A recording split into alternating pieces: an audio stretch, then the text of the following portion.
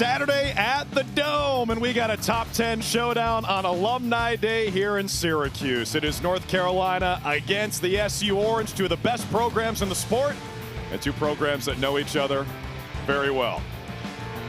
Happy Saturday, everybody. Can't wait to watch this one with you. Alongside the former All-ACC midfielder at Virginia, Dana Boyle, I'm Drew Carter, and DB, it's mid-March. The schedule's really heating up now, and this is a perfect example. What are you looking forward to today? Well, this is the 20th all-time meeting between these two teams. They're very familiar with each other. Both have been battle-tested. Syracuse coming off 2 OT losses, and UNC still have not played their best lacrosse, so this is going to be a good test for both of them as they get into the meat of their ACC play. Yeah, both these teams had to replace a lot of production from a year ago. Let's start with Syracuse. They're doing it with two players who have been here and have improved their game. So impressive. They are such a good 1-2 punch. Defenses have to account for so much because they're so dynamic. Olivia Adamson has impressed me. She took a huge leap in her game last year, filling in for Kate Mashesky at the draw. You saw her versatility, one of the best shooters in the country. And then Emma Ward, I mean, she's just a beast. Watch out for that little righty rip on the elbow.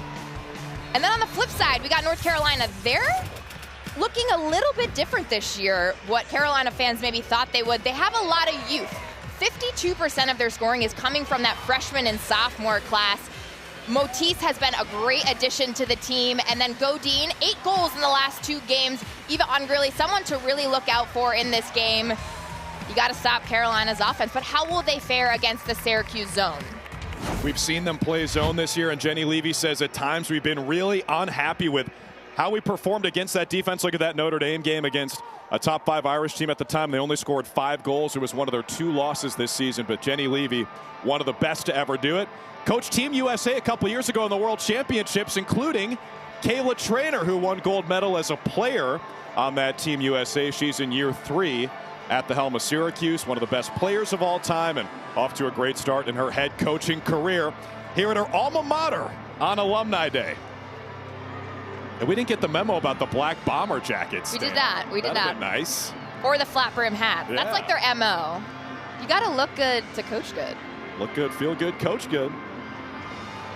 Both these coaches dressed for this high noon showdown between Syracuse and North Carolina. It is Olivia Dirks in the circle for the Tar Heels and Kate Mashesky for the Orange. It's so good to see Mashesky back at the center circle. Last year suffered a season-ending injury, and so Olivia Adamson really stepped in that role. But Kate is so good in so many different ways.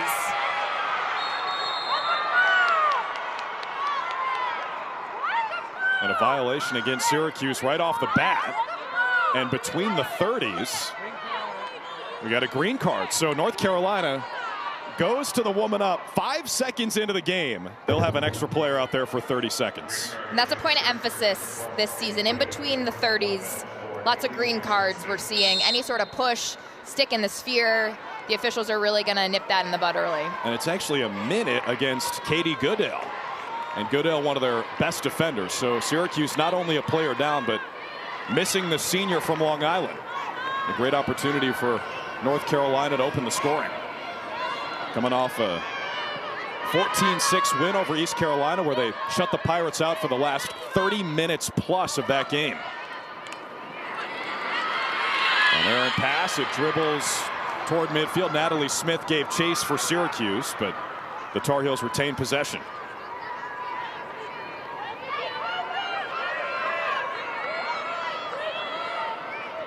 Keep your eyes on 15 and 18 in Carolina blue. Wurzberger and Humphrey, their top goal scorer and assister. There's a rip and a bouncer missed it, backed up by Caroline Godine. Sacrifice your body there before the ball goes out of bounds. Oh, Riley Casey, some heat on that one. 30 seconds to shoot. Got to be aware. You got to be aware. A takeaway by Maddie Baxter. Who probably is the last person that you want running in transition because she's so skilled. Dishes to Smith, and the bouncer goes. Beats Alicia Nicholas, and how about the start for the Orange? They kill off a penalty and score a few seconds later.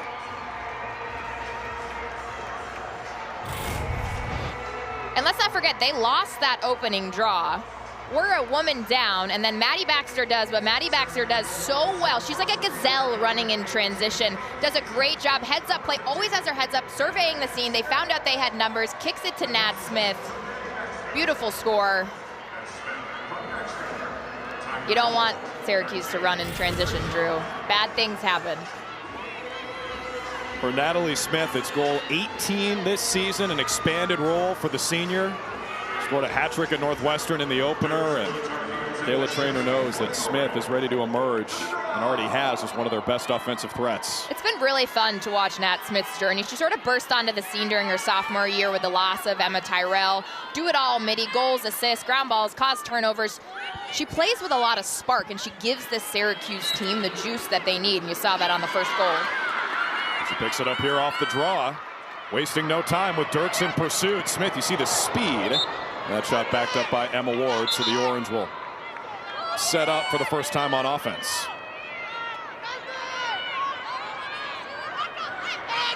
Here comes Emma Ward.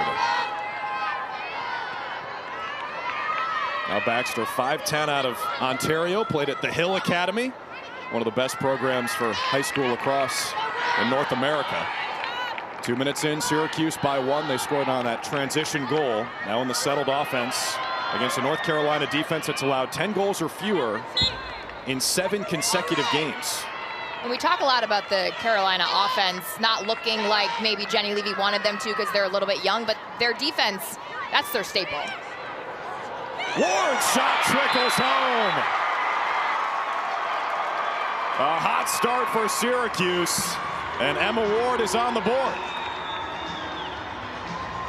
I think if you're North Carolina, the goal here with Emma Ward would be to limit her. You're not going to ever stop her from scoring. Great dodge up goal line extended. She starts from X, and Sam Forrest, the defender, she's wearing those neon cleats, you can't miss her, is a great face guard 1v1 defender, but Emma Ward is just that shifty. She feels the stick on her body, and she uses it to her advantage. That trickled in. That's one that Nicholas, I know, wants back.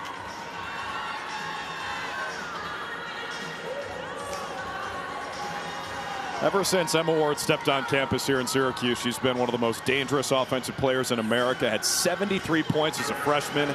Missed her entire sophomore year with an injury. Came back with 94 points last year, picking up where she left off as a senior. She's also got a great personality. You saw there, she's chatting it up with Sam Forrest. She just scored on her. She's always smiling. She's really fun to be around. Got a good energy. Loves the game. When you scored on someone, were you chatting with them afterwards? Absolutely not. Absolutely not. Fierce competitor.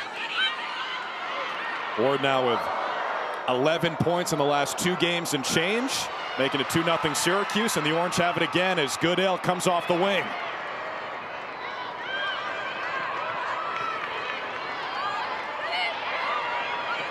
Syracuse in a hurry again. Goal line extended. There's Adamson, comes in with 20 goals and 31 points, leading the team in both. Matched up with McKenna Hardin here. Adamson gets a stop and buries it. 3-0 Syracuse, not even 3 minutes in. This is where they're so dangerous. The versatility at X between Adamson and Ward. That is good body positioning as a defender, but Adamson is so good. She slips right under, inside roll, and then Sam Forrest is so focused on Emma Ward that she can't recover and have that slide in time. And Adamson, one of the best shooters in the country, she's gonna nail that every time. Yeah, Adamson coming in shooting almost 63% for the season. On her last 33 shots, she's got 21 goals.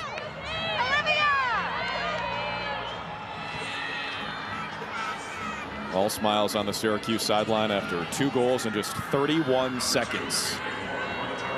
Carolina's got to win a draw here, right? That's the key. You have to have possession to score, and they're switching it up. Bailey Horn's going to be at the center X. She's a traditional Fogo, so face off and get off, which Carolina hasn't really used in years past. Think of like Ali Mastriani. She stayed on the field, and so that's the difference. When Horn's in, she's going to be a Fogo, and then when Dirks is in, she's going to stay and play that midfield. But it gives you a different look, and Mashevsky for Syracuse is so good that you got to find someone to balance it with.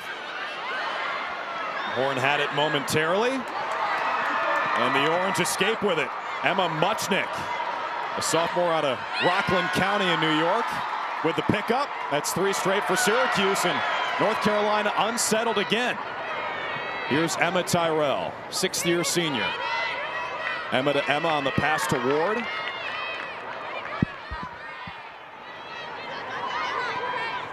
The Syracuse offense coming in averaging over 14 goals per game, off to a red-hot start.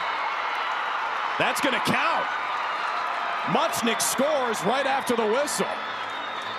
4 unanswered for the Cuse in the first 3.5 minutes. Drew, I think you're seeing how important the possession is at the draw. If you can't win the draw, how are you going to manufacture those possessions? And this is wide open. I mean, great decision making by Muchnick. Just had the space. Let her rip.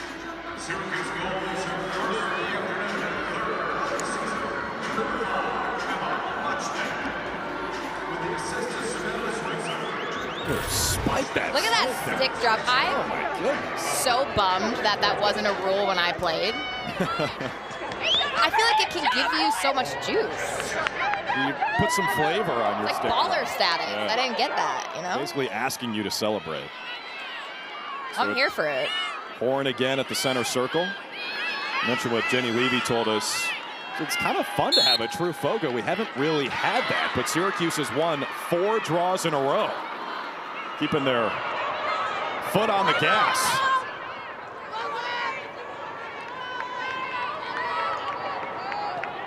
Baxter, always the threat, shoots and scores! This is a clinic from the Orange. Jenny Levy needs a timeout. 5-zip, not even 4 minutes in. I think that's a well-used timeout by Jenny Levy. And Maddie Baxter, welcome to the lacrosse world. People need to talk about her more. She's such a good downhill dodger. You got to put 2 bodies on her. Syracuse coming in hot in this first quarter.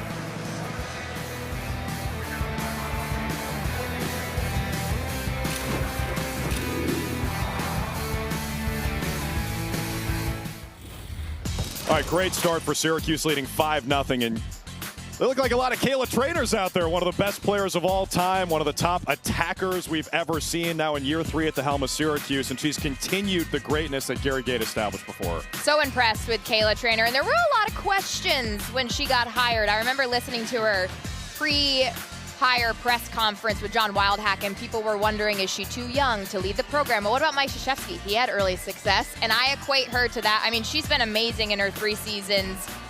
2 trips to the NCAA tournament, and she's probably one of the best players to ever play our game. It's a shame she never won the Tewaaraton. It's a shame. I know. I feel like that's a good trivia question, is how many Tewaratons did Kayla Trainor win? 'Cause I'd be quicker to guess 2 than 0. She was incredible. She was a freshman when I was a senior, and I remember being like, this player is special. She's fantastic and still playing. She was on Team USA with Jenny Levy as the coach a couple years ago at the 2022 World Championship. So far, her Orange dominating Levy's Tar Heels, but UNC gets a much-needed win in the circle. Emily Knowles comes away with it, 1 in Carolina blue. Who we haven't had a chance to really talk about so early in this game, who usually makes her presence known. I think we got to talk to Jenny Levy. Maybe she should be on the offense. She was a pure goal scorer in high school. She can run in transition. She's really comfortable with the ball. Maybe that's the spark that they need. Maybe run her as a midfielder? Yeah, put her on as a midi. She definitely can. I mean, her numbers defensively are through the roof, leading the team and the ACC in ground balls and draw control. She got a much-needed possession for Carolina here. We go behind goal line extended with Godin. A nice roll back on the crease. Syracuse playing that zone, which is so effective. And Carolina has struggled against the zone. I mean, it's not a secret. You watch the tape, you turn it on. It's difficult to play against, especially Syracuse, who's repped it for years and years and has really honestly perfected it. But you got to move the ball. The zone appears that you may be open offensively, but running and taking a 1v1 doesn't really work. Let the ball do the work. Wurzberger tried to stuff it. On the backup, it's Godin. It's really the key is you want to penetrate that zone first and then spray it back out, right? Yes. Godin hits the plumbing there. The pipe makes the save for Delaney Schweitzer. That resets the shot clock to 60. And you got to switch the fields. You got to move the ball. It's got to go from right to left top to bottom, north-south. Alyssa Long tried to feed the crease, and Syracuse takes it away. Bianca Chevry, a Canadian grad student. Now Goodell toward midfield. Casey Benoit, freshman out of Darien, Connecticut. And Syracuse sets up the offense, and we get a green card. Offsides? Over and back. Over and back. Similar but different than basketball. That's how I would describe it if you're a new viewer. You got to make sure you have 4 players behind that restraining line. It's nice when you're on a football field so you can see it, but it's that 30-yard line, that blue line. You got to play 7-on-7 in that settled attack. So the orange on the power play.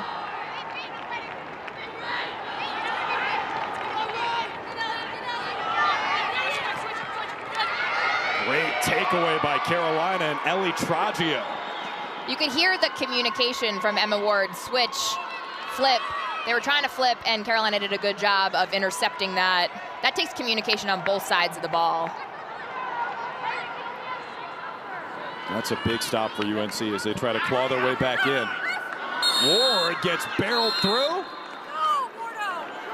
And a green card against Emma Ward. Tried to take that charge there. That's an interesting call. Gonna call her for a block. I think it's the extension of the arms. That's a big point of emphasis this year again with the officiating crew. So it's 1 minute, green card. So now it's 6-on-6. I like 6-on-6. That is a hot take. Don't come at me. But I like the 6v6. It's what international plays. I like it. Stand on that. I'm going to. People feel some type of way about it. Well, there's more space out there. Leads to better offense. Now it's 7-on-6. As Darcy Felter runs out of the box. Here's Ashley Humphrey. Gets it to Felter. Sophomore out of PA. Now Godine. Like this ball movement, this needs to happen when it's 7-on-7. Oh, not that, but. What an interception. Chevry says, I'll take that. Spoke too soon. But that was really pretty ball movement. It was like 3-second touches. The ball stayed hot. That forces the defense to have to shift, but you can't telegraph your pass because this is what happens. Orange on the move where they've been so dangerous. Emma Tyrell got whacked in the face. And Liv Peichel knows right away that's a yellow card. Check to the head, 2 minutes. 24 blue. It's so nice having the mics on the field so you can hear what the officials are calling. Let's take a look at the foul. Stick to the head, that's an easy one. Was it malicious? No. Everyone's running at top speed, but you gotta keep that stick out of the sphere. Think of it as like an imaginary sphere. Anytime a stick goes in there, the officials are gonna call it. So 6-on-6 for 3 seconds, and then Syracuse will have almost 2 minutes on the power play. Which that yellow card is releasable on a score, different than a green card.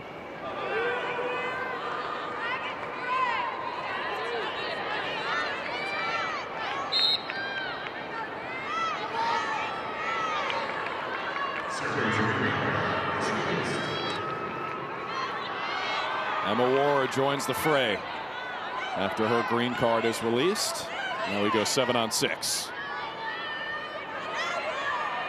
Syracuse beat Virginia Tech 15-5 a week ago. But a 4-3 on the season. They are unbeaten in ACC play. I do want to say that that Virginia Tech team did not show up to what I think they're capable of. Kristen Skyra is an amazing coach for Virginia Tech, and they just didn't show up offensively, but Syracuse defensively came out hot, and they showed why they are so good in that zone defense. That's a hold against Savannah Schweitzer, so North Carolina can kill off the rest of this penalty with the ball. In that Virginia Tech game, Syracuse scored the first 7 goals. Got hat tricks from Adamson, Ward, and Baxter.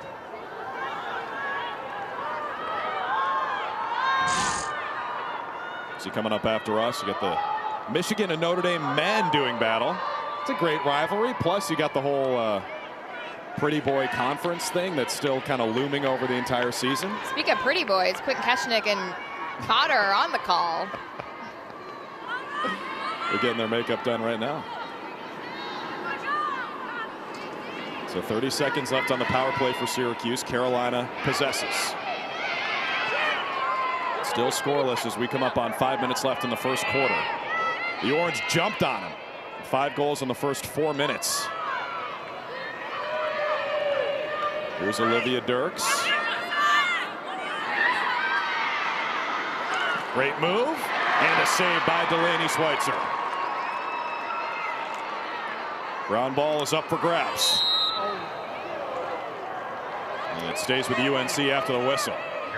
And when we spoke to Kayla Trainer earlier in the week, those are the types of shots that she wants Schweitzer to see. So it's a no-angle shot. She was on her pipe. Give the offense what you want them to take in terms of a shot. And that was really well done by the Syracuse defense. First shot on goal for North Carolina. So Schweitzer, who is sub 40% this year. That's pretty surprising. That shot just missed and backed up by Syracuse. And credit Delaney Schweitzer for covering up her cage there. Last year she was the ACC and IWLCA goalie of the year at above 50%. Kayla Trainer says, no doubt in my mind, she's still the best goalie in the country. The goalie position is not for the faint of heart. Yeah. By no means. And she's probably not having the start that she wants to, but it's such a long season and it's such a mental game. And I don't believe that throughout some of those overtime losses, the defense was giving her the shots that she wants to see. So it's a collective effort as a defensive unit. Emma Tyrell on the setup. Savannah Schweitzer had her shot deflected and Alicia Nicholas out of her crease to field it.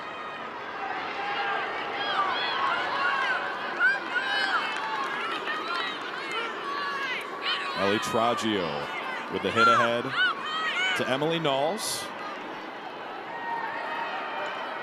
And now Dirks, who we talked about Bailey Horn kind of being that true Fogo. Dirks is just the opposite. She starts on the midfield and takes the draw. Someone who was a little banged up last season. It's nice to see her fully healthy. You can see her running that midfield like we know she did at Penn State.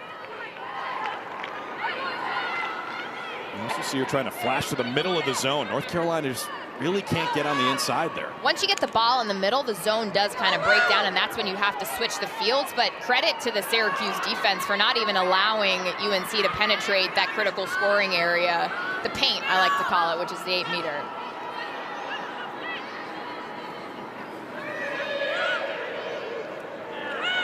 There's that pass to the center, into the paint. Riley Casey takes it back out outside the 12. Her pass to Dirks, airmailed it, and it's Syracuse ball. That's great on-ball pressure by Maddie Baxter. Got in the hands. If you're a young defender, go back and clip that, because that's a great job by the Syracuse defense collectively, but that's why you always have your stick up and in the passing lane. A great two-way effort by Maddie Baxter in this first quarter. She had that goal, playing great defense too. I feel like she's so underrated. Like, people don't talk about her enough. I'm so impressed with her. She played for Team Canada a couple years ago, right? She's got that international experience. You're built different.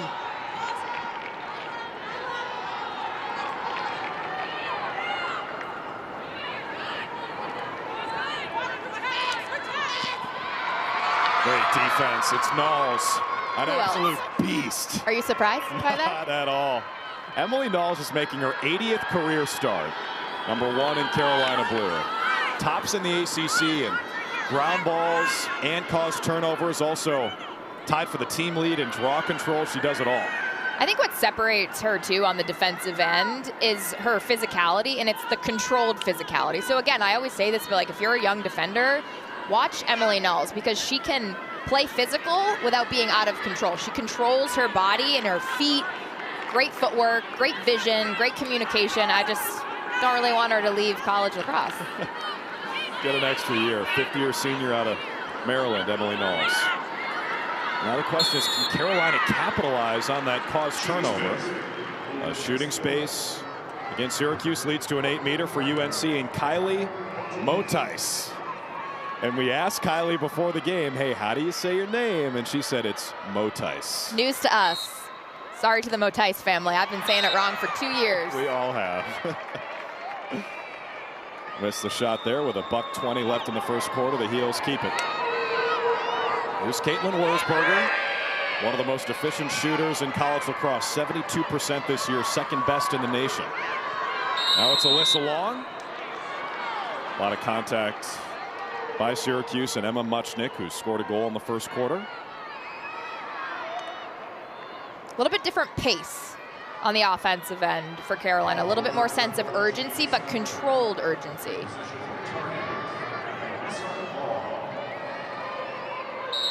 Long 2 for 4 on free position shots this year. Instead, with 20 seconds, she gets it to Casey. Back to Long. That was the right decision to kick that out on the 8-meter. Work for a better angle. But they have to nail this. They need to score. Does that change with 16 seconds now, Dana? Yes, I mean, I would take the shot. She has space. She doesn't have anybody on her left. Maybe take a step or two in. She's quick enough. That's what she does. She sprints toward the crease and buries it. Alyssa Long tucks it in, and North Carolina on the board.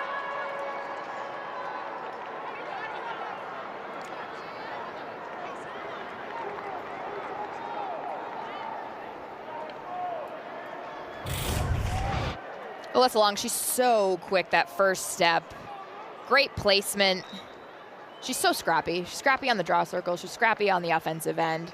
They needed that score big time, and it looks like we're going to get a video review. So were her feet potentially in the crease? This is still an experimental rule for women's lacrosse. Syracuse has challenged the ruling on the field of the Tar Heel goal on free position. All right, so a Syracuse challenge. Each coach has 2 of those during the game. And they are looking at Alyssa Long's feet, whether they were in the crease. You got to give her credit for putting herself in harm's way. I mean, she got cracked after letting this ball go. So also with this video review, that's something that the officials can determine. Was she pushed into the crease? So last year when we had this official review, still experimental, the officials would oftentimes be reviewing and see a push or see a foul, and they couldn't call it. So their hands were kind of tied. So now they can escalate and say foul on Syracuse while they're reviewing this, or no goal or goal. What are you watching here, Dana? So it's when the ball is released. Her goggles also got knocked down, so that's a foul. Her goggles were off before she even released the shot. Yeah, Muchnick coming in. To me, it's that left foot. You can't step on the line. Oh, it's hard to tell.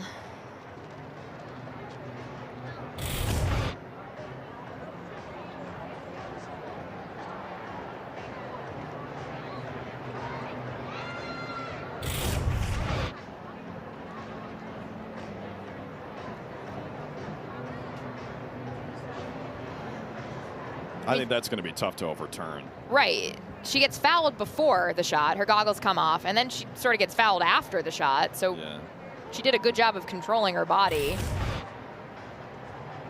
Well, she ran into Coco Vandiver, but that's not what they're looking at here. The challenge was on the crease. You need a goal cam.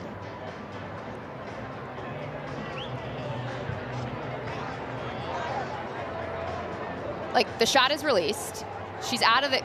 Her left foot is out of the crease. It's maybe the right foot now that we're seeing this angle. But it's after the shot is released. So to your point, I don't know if there's enough evidence to overturn it.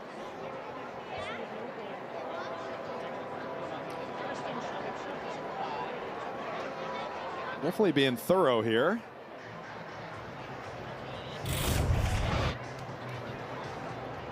So check to the head there. Goggles come off.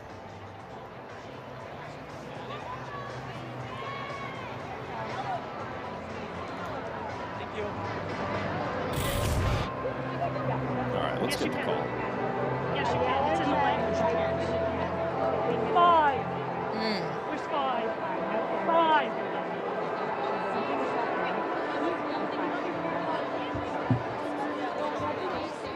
We have a yellow card to 5 white for check to the head. We have no goal because we have a goal circle violation. It's going to be an 8-meter free position for blue. 5 white for the yellow card.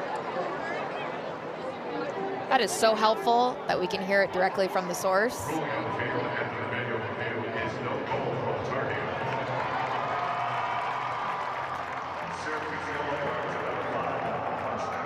So that yellow card will carry over into the second quarter. So that's big for Carolina. This could potentially be the momentum shift that they need. They've got to get on the board. Set plus what you guys also have. So we have our own column for like clock issues and stuff. Right. We can also go back to your column as well, which is to ask for a review on a goal circle violation. Right. And cardable fouls that occur can go back and be carded. On a goal circle violation, if that's being reviewed, if the goal is being reviewed.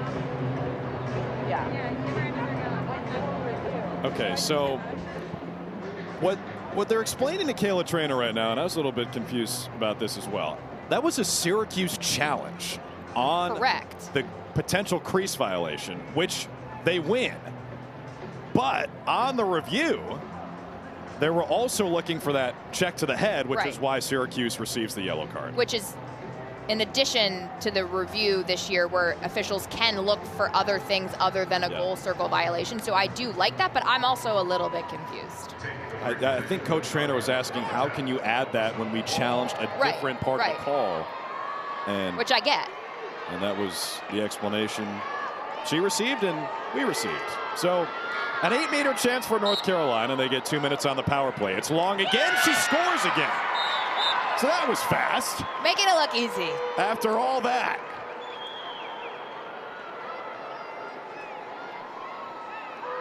Just let's watch her feet on the replay.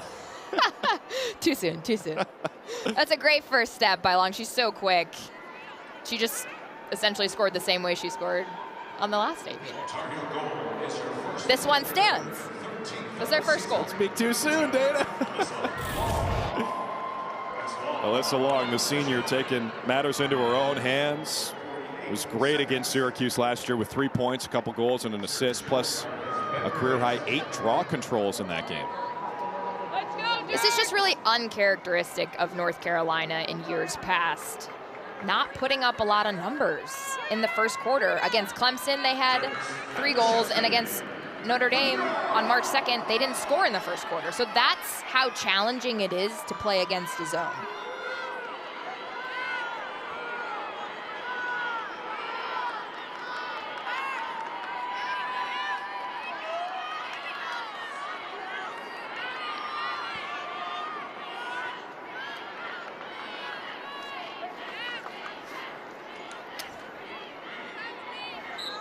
Dirksen Mashesky.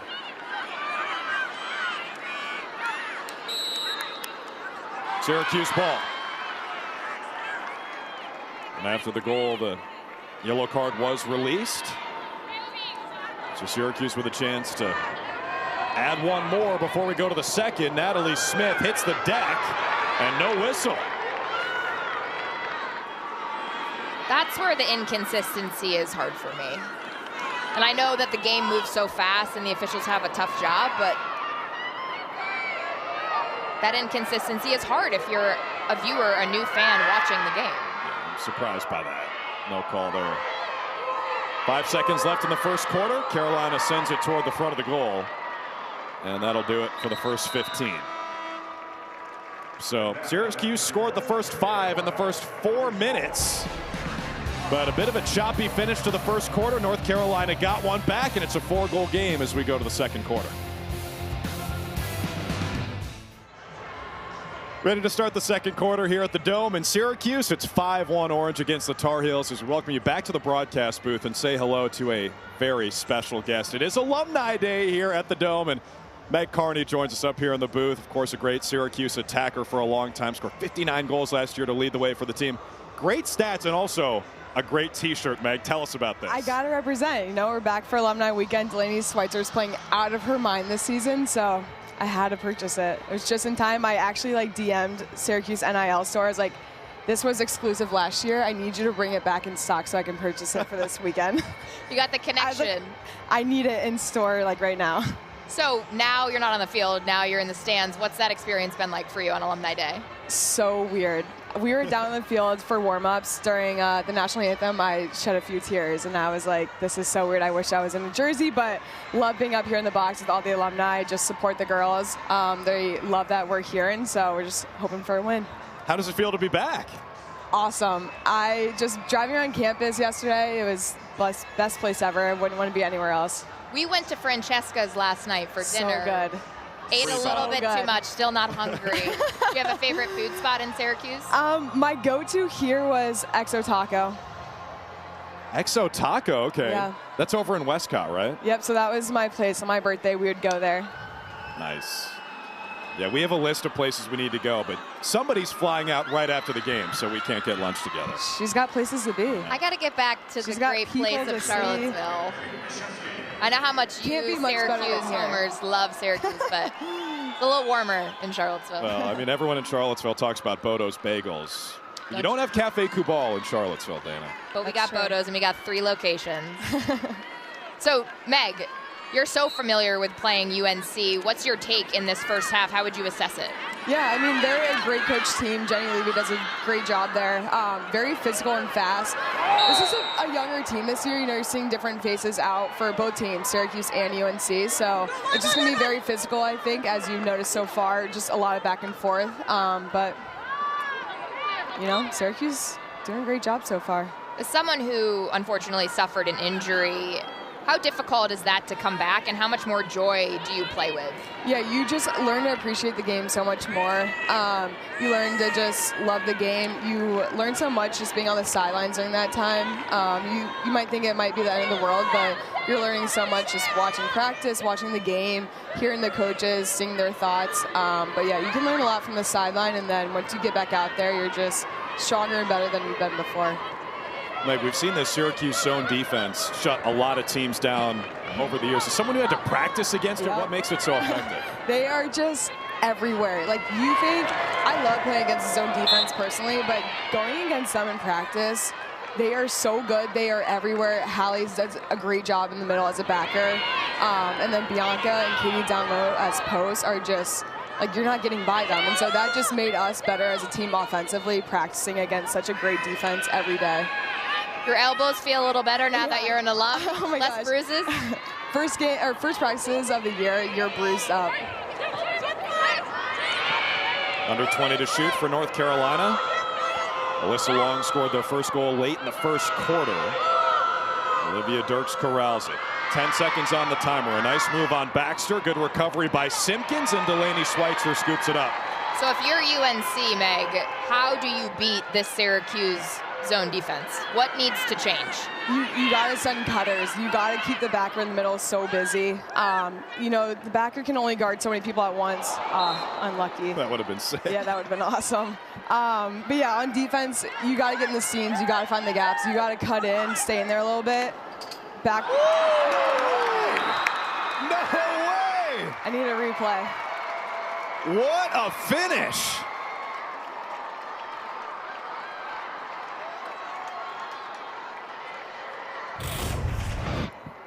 Peyton Rowley goes to the deck and somehow scores. Players make plays, baby. She had a career-high 4 goals against Army back on February 14th. She can go behind an X.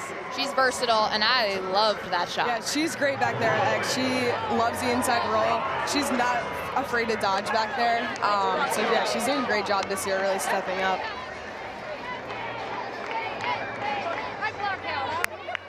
Looking like a young Meg Carney out there. Taking the contact and scoring anyway. Meg, what do you think of the Syracuse offense this year? I mean, they lose you and your fellow Meg Tyrell. You guys were the top 2 goal scorers last season. What do you think of how they've filled those voids this season? Yeah, I think Liv Adamson, Nat Smith are doing a great job this season, really stepping up. You got both the Emmas down there as well to really hold that down at attack and keep that just that experience on there. You might think they're kind of young offense, and they got a lot of new people, but chemistry is just going to build over time. But Nat and Liv have been doing a great job just pushing the offense, pushing the ball.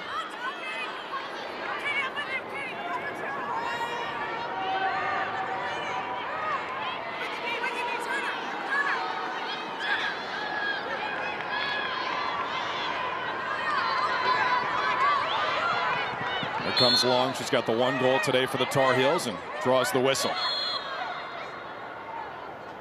Meg, it's got to be cool for you to see as a former player how the game has really grown in the last few years, and especially this year. It seems like there's more parity than there's ever been. For sure. There's just a lot of teams are developing the game. You know, women's lacrosse has grown so much just on and off the field, but these girls are so creative this year. I feel like SportsCenter Top 10, you've always got some lacrosse highlight in there now. Behind the back, around the world. It makes my heart so happy when I see women's lacrosse getting on a SportsCenter, and there's so much social media now, which I think is such a huge part of it. But credit to you and your generation and some of the younger players for the creativity that they're adding. Behind the back, like you mentioned, around the world, like taking more chances, like stick extension of a body. For sure. Charlotte North was a big part of that. I know you played against her a bunch. She's a good friend of yours, but it's just been really great to see that skill level. Yeah, she's done a great job for the game. Just really growing that expansion, the awareness of women's lacrosse, and yeah, I mean, they're so creative these days. I'm so glad I played when I did. Plus, you've got more pro opportunities now with Athletes Unlimited. I mean, Dana, we just worked the Unleashed game outside DC for the PLL. That looked awesome. Which was so fun to be a part of. There were so many little girls and little boys in the stands that were wearing jerseys and names of players. That did not happen. I remember talking to Jenny Levy about this with Team USA, asking a youth group, like, do you know anyone who plays for Team USA? And they couldn't name any names. There's so much more visibility, and I think a big part of that is opportunities to play after college. TV has helped a lot, social media, and just better play. Yeah, I mean, you guys are doing a great job with that. Thanks, Meg. Right back at you. You guys are part of that. I just need one of those T-shirts now. Blow it up even more. Muchnick took the shot there. A couple nice saves by Alicia Nicholas, who's settling in for Carolina, the junior from Ithaca, New York. Not too far from here. And it looks like we'll have a green card against the Orange. What do you think of the green card rule, Meg? I might be opening up a can of worms here, but what do you think? How much time do you have? Not enough. Nope. Yeah, I go back and forth with it. I mean, Adamson shaking her head. the attackers, you're losing the chance of a ride getting that cause turnover. You're slowing down the game, as we're seeing right here, pushing a fast break. It can go either way, but we'll see. Very diplomatic. I do believe that something needed to change in between the 30s. I just don't know what the answer is. This was the right answer, and maybe we'll look back on that at the end of the season, come up with a different solution. But right now, I don't know. I think we want to make this game faster, similar to the men's game, and so right now I think it's just slowing it down a little bit.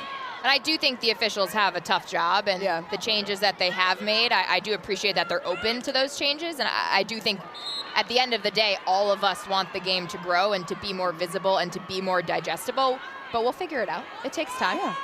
Look at where we've come.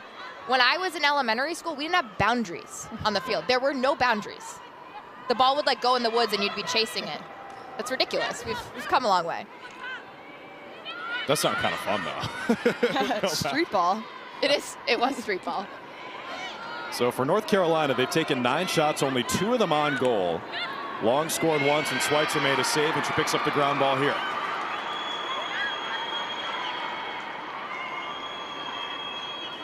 Gets it to Bianca Chevry, grad student from Brantford, Ontario, same hometown as Wayne Gretzky and Alexander Graham Bell. A little fun fact for you. Not bad neighbors to have. That's right. Shot missed. Emma Ward on the backup. Emma Ward is so fun to watch, Meg. What's it like to be teammates with her? Oh my gosh. The banter with her back there at X, she always has something to say. She's cracking a joke, middle of the game, you're laughing. Great shot.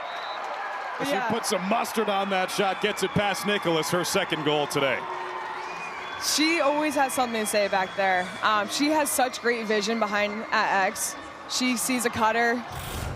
Go ahead, Meg. Break down this goal for us.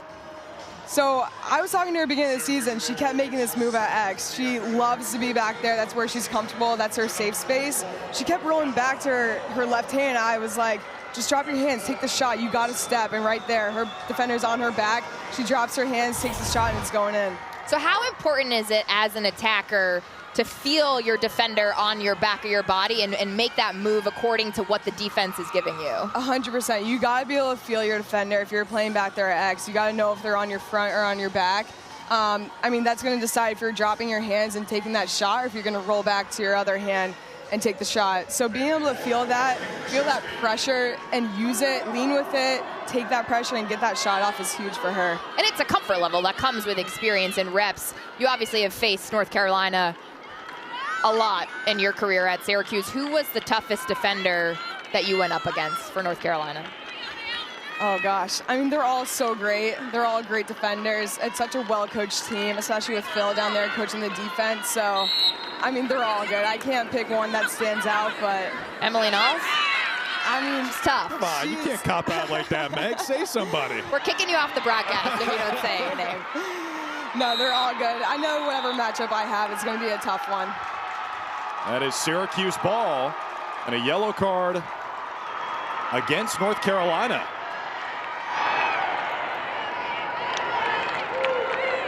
That's a slash, so 2 minutes. Olivia Dirks. Yeah, that's a slash. In the sphere, it was controlled, like it's not malicious, but that's a huge point of emphasis again this year for the officials. You got to control the stick. Maddie Baxter's got some jets. How about the fastest teammate you ever had, Meg? Nat Smith.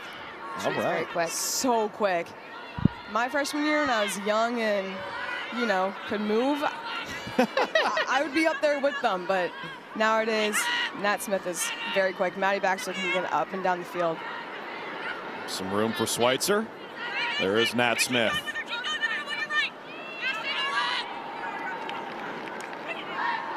Orange moving the rock. Halfway through the shot clock, Schweitzer almost handled that pass from Rowley. Some contact, and Knowles comes away with it, no surprise. All over the place on the back end, and North Carolina can try to kill off the rest of this penalty. And she's so poised with the ball, too. You saw at one point that almost forced swarm of Syracuse defenders in that ride. And she does such a good job of turning. And then they switch the fields, and that's the best way to attack this Syracuse zone. You got to switch the fields. You got to make the defense turn their head. But they need to put a point on the board. They cannot go into halftime with this score, just for a morale sense. They only scored 5 goals in that loss to Notre Dame. Flag is out. And that call goes against Syracuse. So Alyssa Long back to the 8-meter. This is where she scored that 1 goal for Carolina back in the first quarter.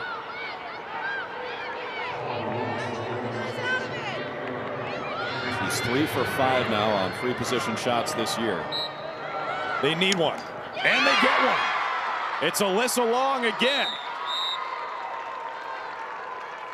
It's just tricky, Drew, when you live and die by the 8-meter. That's not a way to win a game. Yes, they're making the most of those opportunities, but that's tough.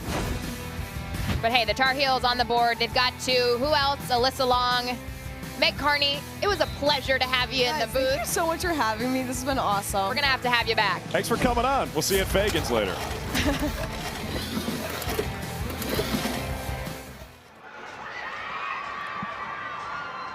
Well, there's a sacred number for Syracuse athletics, and it's the number 44. Of course, if you follow the football program, you know exactly what we're talking about. Some of the best running backs of all time in sports, not just at Syracuse, have worn 44. Now they got a pretty good lacrosse player wearing 44 too. Of course, Jim Brown, Floyd Little, Ernie Davis, and now Emma Ward, who played football herself growing up, Dana. And the best part about her wearing 44 is she had no idea the significance that it held at Syracuse. She wore it because her dad was a hooper and wore 44. So when she came to Syracuse, her dad had to give her a little education and let her know the greats that have worn that number before her. But I love the fact that she played football from about 2nd to 7th grade. So a big portion of her younger years, and there's so much strategy involved in football that really translates to what she brings to the field. She's so versatile.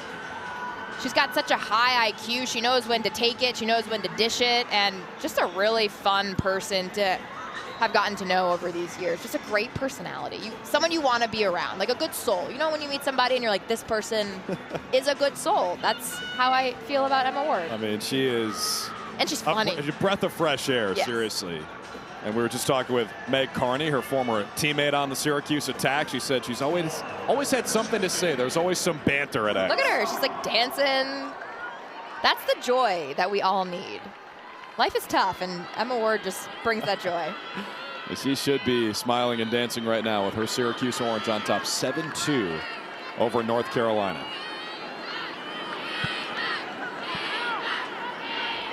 It's Mishewski and Bailey Horn for the draw.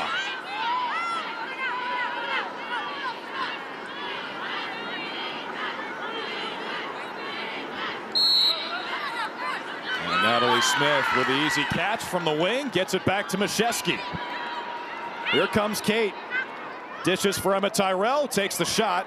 It was deflected and picked out of the air by Knowles. Man, she's fun to watch. So fast. And on the flip side, Mishewski, I like that she's taking more opportunities going into the offensive end when she does get possession like that. I think that adds another dimension to the Syracuse transition offense. You have to account for that.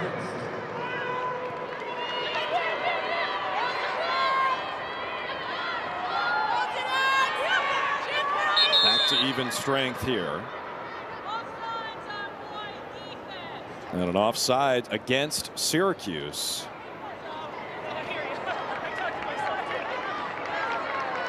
It's Rowley.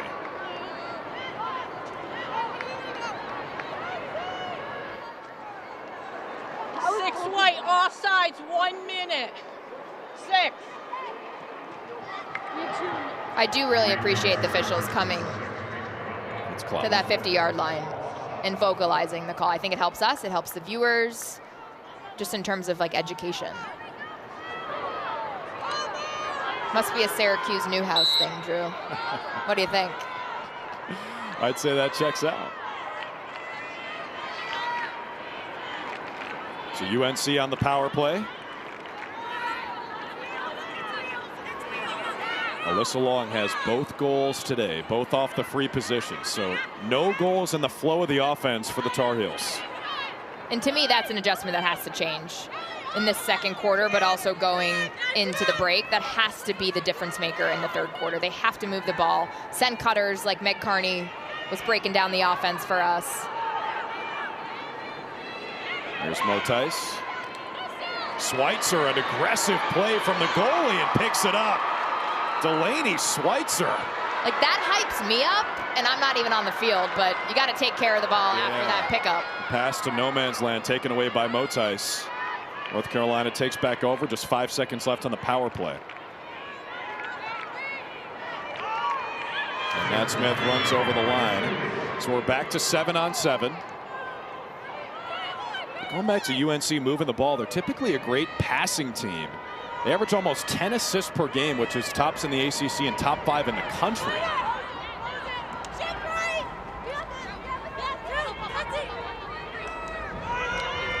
At X, it's Godin. Loves playing against Syracuse, some of her best games of all time against the Orange last year. Under 5 minutes left in the second quarter. Here's Long. Trying to navigate through that Syracuse zone. It's great defense. Great defense. Back to X. Here's Wurzberger on the wing.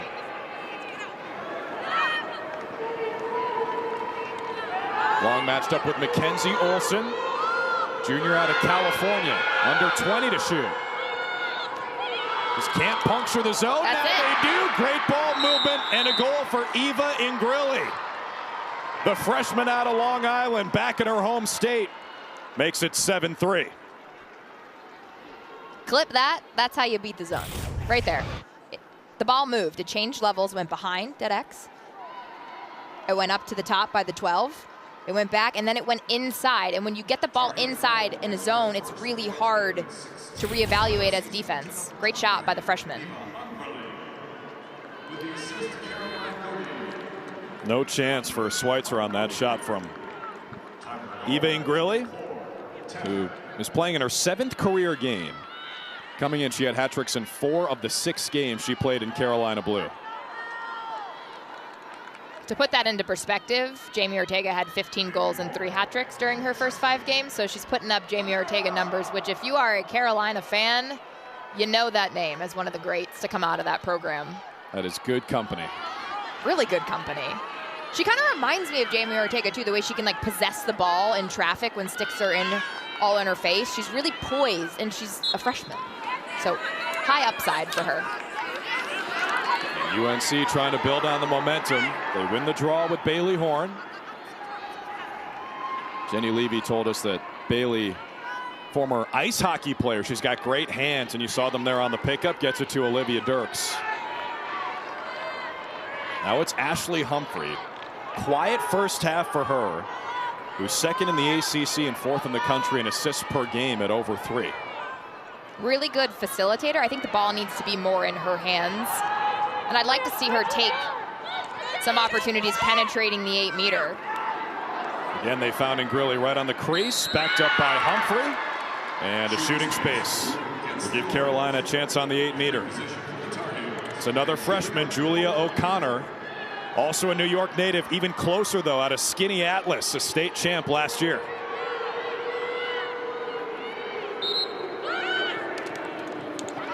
Tried to feed Dirks. Lots of contact. And Motice keeps it for the Tar Heels.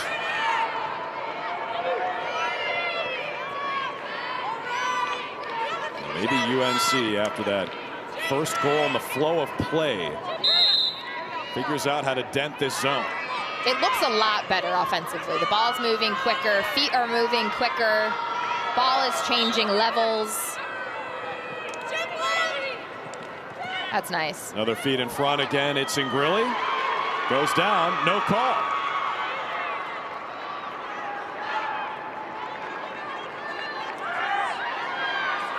Now the orange on the clear. Muchnick. They got some real blazers in this midfield. Baxter, Smith, Muchnick. Here's Olivia Adamson. 2:30 to play in the first half. Tyrell on the crease. Draws the foul.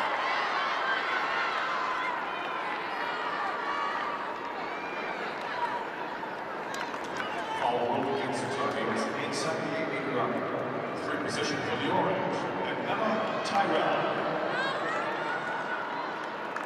Good angle here for Emma Tyrell. 2 for 7 on free position attempts this year. First one today for Syracuse, ends with a goal. Point number 198 in the career of Emma Tyrell. That ain't bad. You knew she was going to nail that 8-meter. She's so poised. And there's so many different players getting involved on the scoring front, which I think makes Emma Tyrell's job just a little bit easier. The pressure is not all on her. Great first step. Makes it look so easy. And look at the bench reaction. They got the spirit fingers up.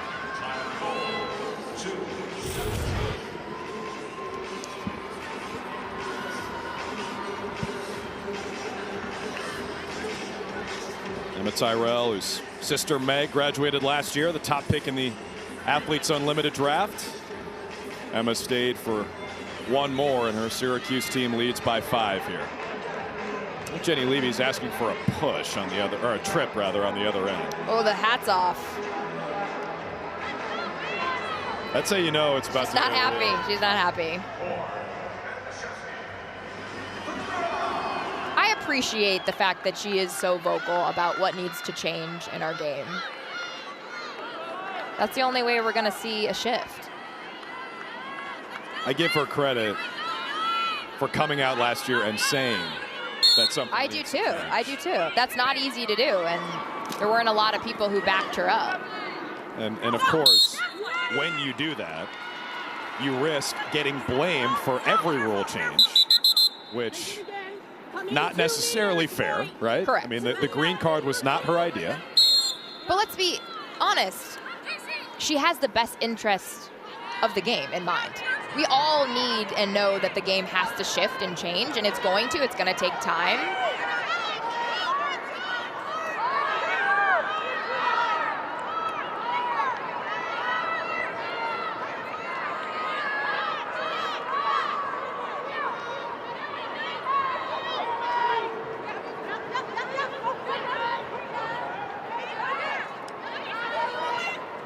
Lead back to 5 for Syracuse after Emma Tyrell's first goal today. Here's Maddie Baxter, draws 2 Carolina blue jerseys and throws it away.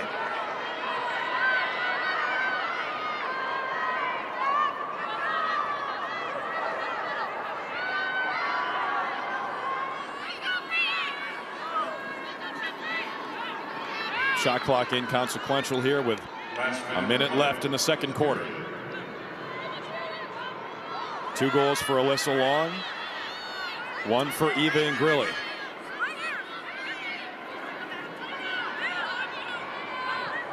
They get it across the 30. And here's Kylie Motais.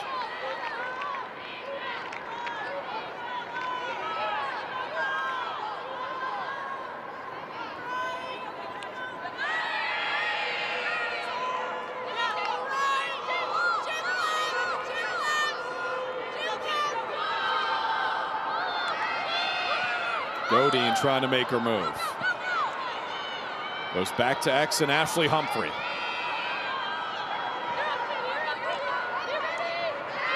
Now Long sneaks in and Schweitzer slams the door. Not a bad take, but I do feel like a lot of the offensive responsibility is falling on Alyssa Long. Schweitzer finishes with her 3rd save of the first half. And Syracuse leads by 5 as we go to the 3rd quarter. I'm really impressed with the Syracuse offense. 7 different goal scorers, scoring in different ways, strong on the defensive end. Probably one of the more complete first halves that they've put together this season. Again, it's still early and every game's a learning process, but to see them come back from that 2 overtime loss and really get better and learn about themselves is impressive to me. So Syracuse, you see they've got the 3 losses this year, but at Northwestern versus Maryland in overtime and versus Stony Brook in overtime. They played arguably the best schedule in the country. It continues today against another top 10 foe. And so far, Syracuse has looked dominant. 8-3 at halftime. We got another edition of The Cross coming up after this.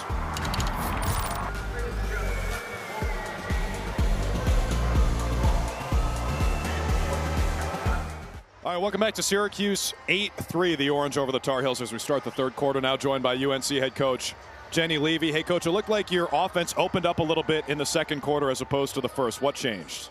Well, we stopped giving up easy goals in the first 3 minutes of the game, which was unfortunate. But just like changing a little bit of our structure and trying to get some better lanes to feed and to dodge. I think we need to do a better job of just moving their posts defensively low, and then obviously doing a little bit better job occupying their high guys in their zone. So how would you assess that first half defensively, holding them to 8? Well, I thought it was great after we gave them a 5 spot, go down 5-0. And then since then, I think our D's been doing great.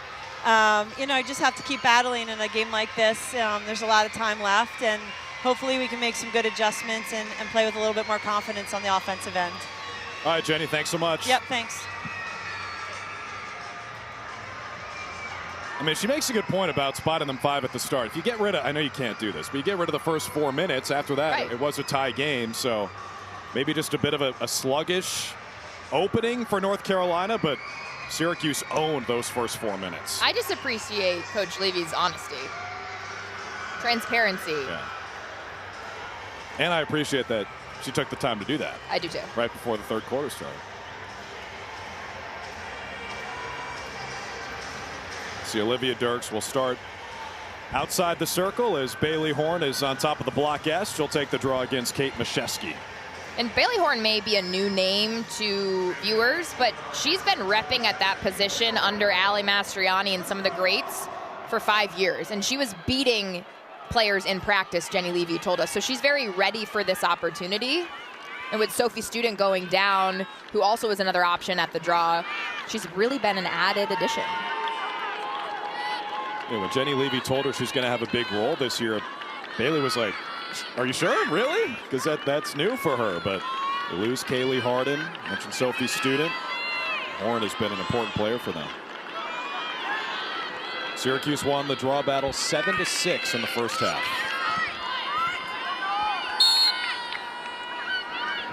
And Horn tracks it down herself.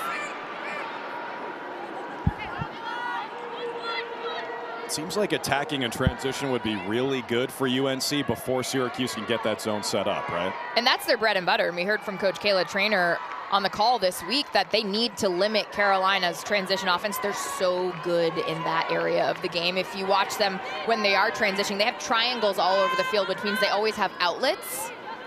But Syracuse, credit to their defense and getting numbers back.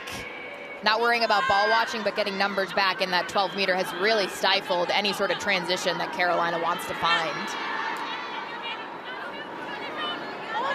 UNC only scored that one goal in the flow of play in the entire first half. Alyssa Long scored twice on the 8-meter, and then Eben Grilly scored once on a really nice feed from Caroline Godin.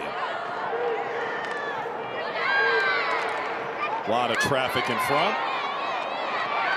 Ground ball pickup for Chevry of Syracuse, and the Orange go the other way.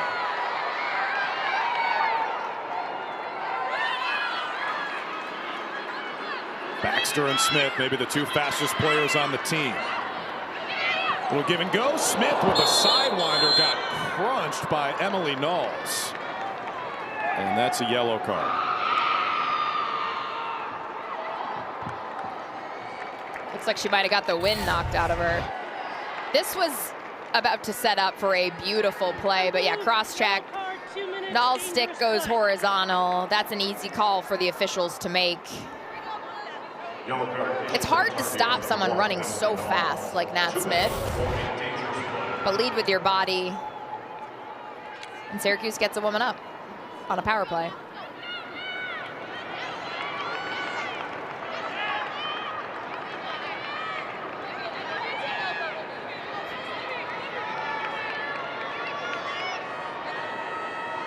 So Natalie Smith at the top of the key takes the shot, and a save made by Alicia Nicholas.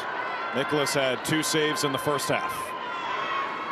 Probably not the best placement off of an 8-meter. I would have liked to see her change her levels a little bit more, but that has to be a confidence save if you're Nicholas early in the third quarter. Get the ball into your offensive end, take a break defensively. And every save so critical when your offense is really struggling on the other side. And you're playing a lot of defense. That was the 18th shot today for Syracuse. 11th on goal.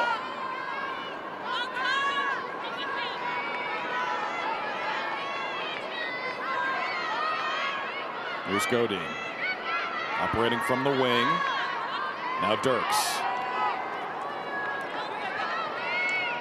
Ashley Humphrey, one of the best passers in the country. In her first season at Stanford before transferring over to Carolina, she set the D1 record for assists in a season. But I'd really like to see her be involved more as an offensive threat in terms of a shooting to score. I think they're playing her defensively like a passer, and that could open up a little bit more movement and lane for Carolina to take it to cage. It's almost like they know she wants to pass, right? Which makes it harder to do so. 5 seconds to shoot. And Dirks sends it toward the end zone, a shot clock violation. And that's strategic, dumping it in the end zone like that. Gives Syracuse a longer way to transition it, so that was a purposeful pass back there in the end zone. You're good in 10 seconds. Muchnick splits the 2 defenders. Syracuse wasting no time. Olivia Adamson dunks it for her second goal today.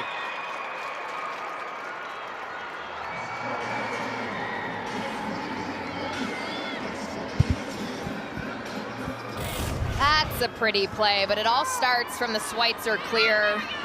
Again, we talk about Carolina being dangerous in transition. Well, so is Syracuse, and this is just a really unselfish play by Syracuse. Muchnick kicks it to the elbow, dunks it inside. Beautiful finish by Olivia Adamson. You knew she was going to finish that and dunk on her. Just really good control by Adamson. She really makes it look easy, but when you are that open in the middle, sometimes it can be difficult to change your levels and find that ball past Nicholas, but she does a great job with that. You can see her hyping up her teammates. It's their second goal today versus the Tar Heels. She has really emerged this year as their top goal scorer after both Megs left.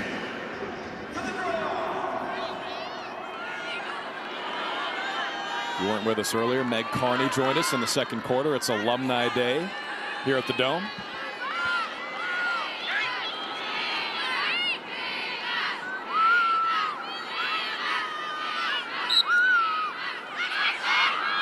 Machewski wins the draw. So many great former players returning today to celebrate this outstanding program, as Goodale, who's a defender, tried to go toward goal and drew the whistle. We love when defenders get on the offensive end. I would equate it to like a pole goal, like a pole going in the offensive end in men's lacrosse. It's a big juice opportunity. 100%. And I think that's where the game has really changed. Defenders are capable. They are comfortable with their stick going into the offensive end, shoot to score. Goodale hasn't taken a shot all year, and she won't do it here. Knowles poked it free, but gets whistled.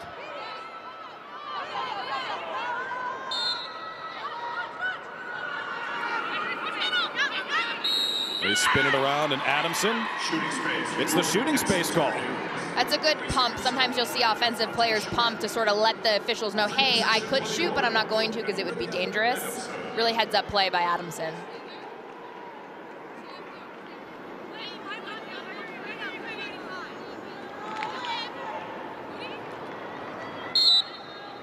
Two goals already for Adamson. Give her the hat trick. Rattles it in off the hardware, and Syracuse in double figures early third quarter.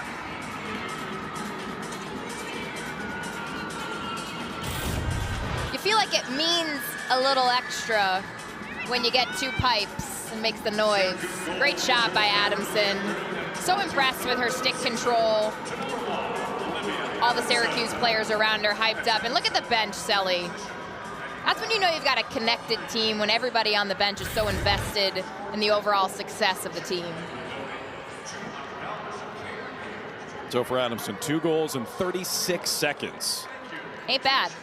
Whew. Heating up. I mean, at this point, if you're North Carolina, how do you stop the bleeding? How do you make a stop? Who can you stop? You cover Ward, Adamson goes off. That's how dynamic and lethal this offense is for Syracuse.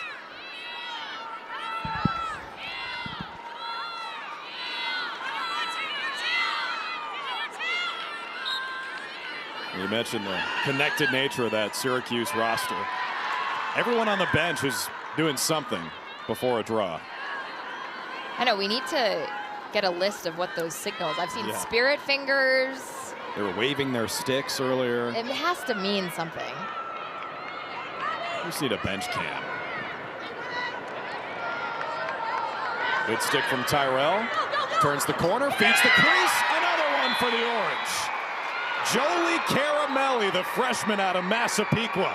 11-3 Syracuse.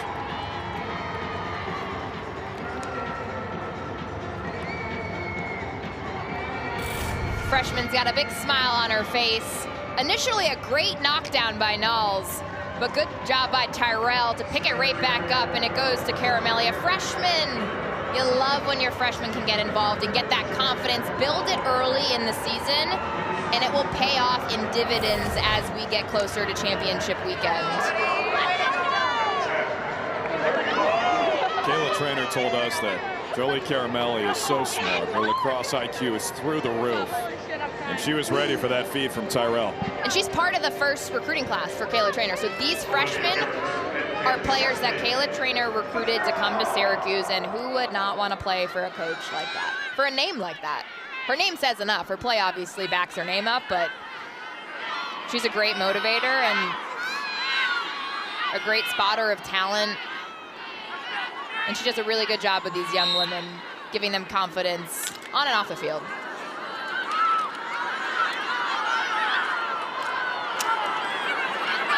Goodell and Knowles, what a great matchup for the ground ball there.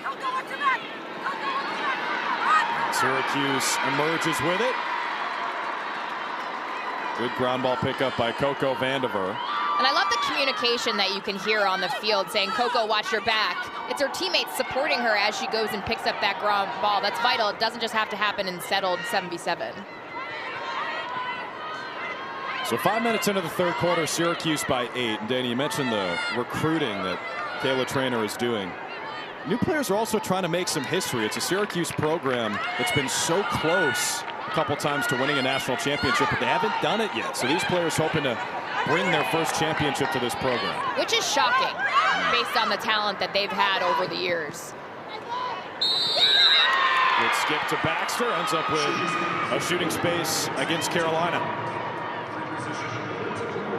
And that's what happens when you switch the fields. When you move from high to low, you create opportunities for shooting space. This is a great hash if you're Maddie Baxter.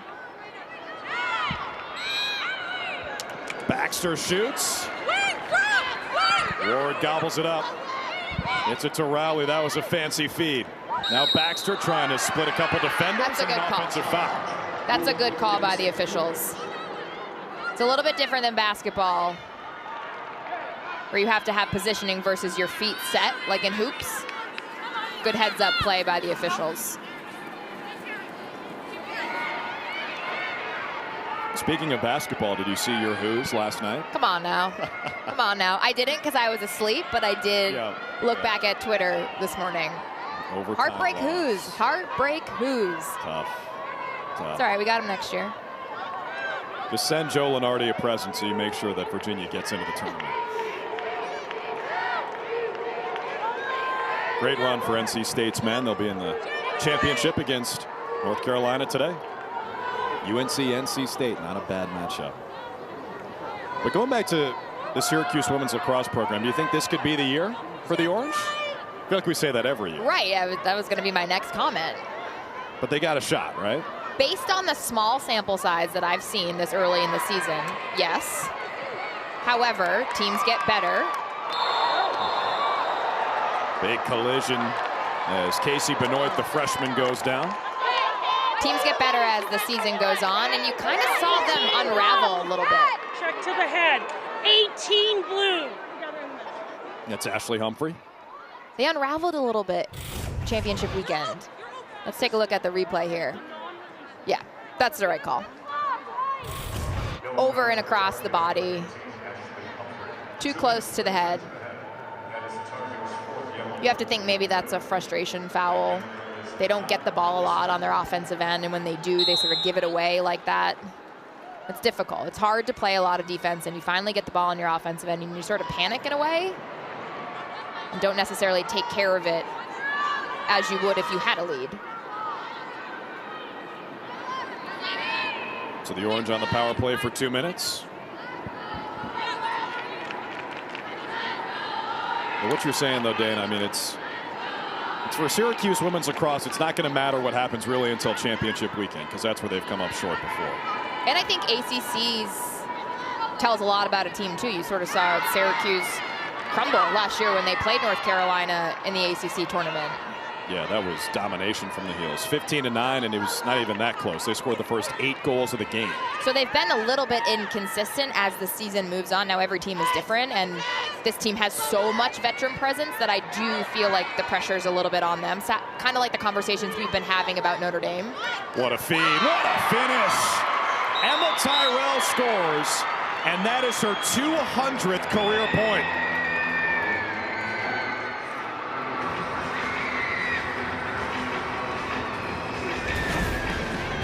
Take a bow, Emma Tyrell. You're in the history books. Beautiful shot to score. The ball touches so many different players. You can't stop Syracuse when they share the ball.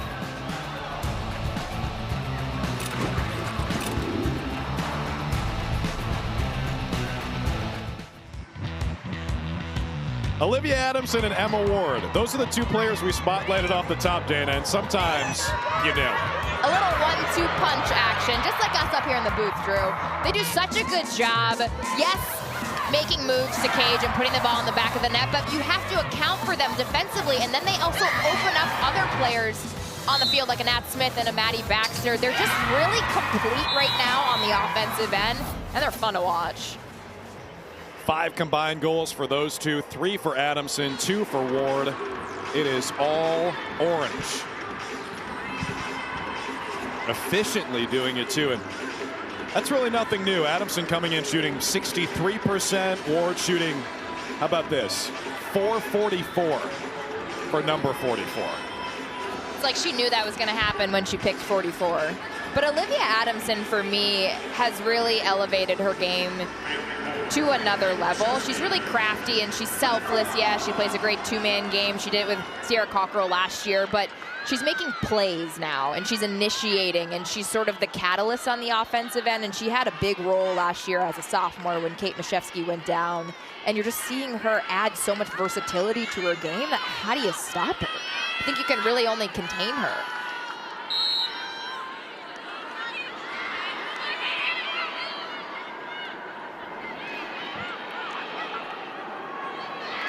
After Olivia Dirks won the draw. Gets it back to Liv Peichel. And North Carolina clears the 30. So for North Carolina, they came in on a 7-game streak allowing 10 goals or fewer.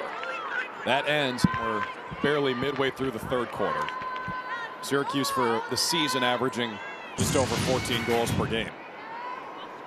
And I don't want to blame it on the offense, but I don't think it's solely all on the defense. The offense isn't carrying their weight, and they're playing so much defense. It is extremely hard. Think about it. You're in that basketball stance defensively, and you're trying to take on all these different threats by Syracuse offensively. And they've got some missing pieces. Brooklyn Walker-Welch is not on the field, and yes, she is one player, but she is a huge asset for this North Carolina team. She's out for the season. So I know that's a huge loss for them on that defensive end. And really it's falling on Emily Knowles and Gabby Hall. Yeah, they've been crushed by injuries this year as Dirks makes her move. Rebound Wurzberger, and Schweitzer takes it away. Quick stick from the goalie, Delaney Schweitzer. Ahead to Jolie Caramelli, the freshman who scored once today. Orange on the fast break again. Adamson with the skip. Tyrell, Ward, great ball movement. Wow! Emma Muchnick on the finish. Put that on the highlight tape. That was pretty, Drew. That was like tic-tac-toe. Yes. Tic-tac-toe. That is pretty lacrosse, and it really started from the clear. The ball moves and touches so many different people before it gets to Muchnick that it's so difficult for Carolina defensively to even anticipate where the ball is going to go because Syracuse shares it so well. You said it, tic-tac-toe passing. They just picked apart that Carolina defense. So for Muchnick, it's her 2nd goal today. She had 2 goals all season coming in. How about this, Dana? Syracuse has opened up a running clock against North Carolina. I'm not sure many thought that that would happen going into this matchup. This is a UNC team that is truly one of the elite programs in America. They've been a top 5 seed in the NCAA tournament 5 straight seasons. They'd won 80 of their last 90 games coming into this one. Which is insane. Yeah. That's an insane stat. 80 of their last 90. Playing in the best conference in the country, by the way. And women's lacrosse has more parity than it ever has. Jenny Levy is a great developer of talent. They're just young. Look at Tyrell. Tyrell again! Emma Tyrell, another hat trick. And Syracuse is running away with it here in the Dome.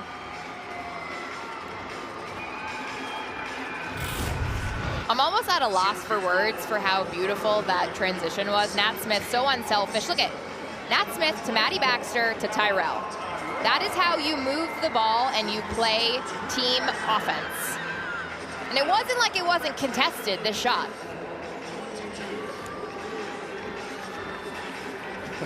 She might lose her voice. Watch Nick. Screaming after 2 of her own goals, screaming after Emma Tyrell's goal.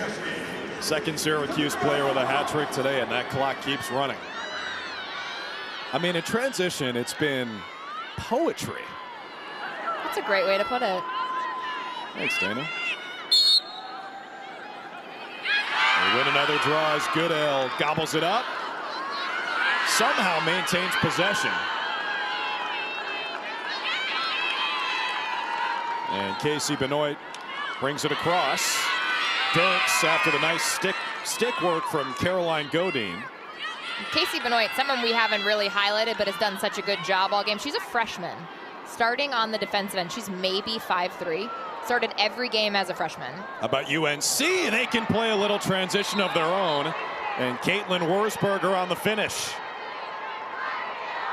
Her 19th goal of the season, which leads the team.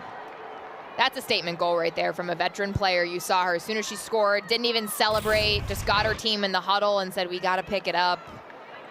Good transition. Good patience by Wurzberger, changing her levels of her stick. Nice little assist by Emily Knowles. Much needed.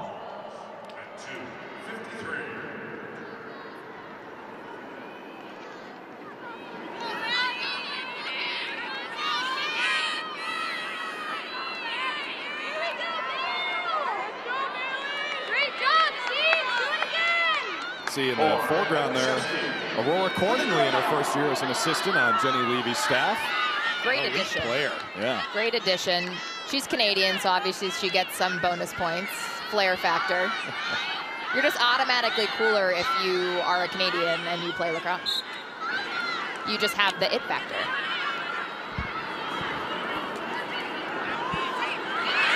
There's Goodell on the pickup. Who is the coolest Canadian you played with, Dan? We didn't have any Canadians on the UVA team when I was there. But we did have a player from Twickenham, which I think was pretty cool. She had a great accent. Charlie Finnegan was her name. Finnegan. I feel like I could have guessed that. Yeah. A few chances. Nice pass, great ball movement. And the shot from Rowley didn't get to the cage. On the backup, good hustle from Savannah Schweitzer.